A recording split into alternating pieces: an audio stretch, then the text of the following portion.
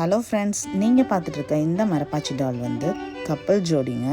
இது வந்து எல்லாரோட வீட்லேயுமே இப்போ கல்யாணத்துக்கு பொண்ணுக்கு சீர் வைக்கிறதுக்காக நிறைய கேஸ்ட் கம்யூனிட்டியில் வந்து வாங்கிட்டு இருக்காங்க.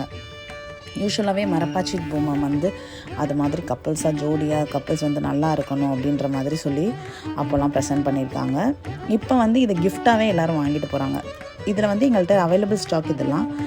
இது வந்து பார்த்திங்கன்னா 6 இன்ச்லேருந்து எல்லா சைஸ்லேயும் இருக்குது.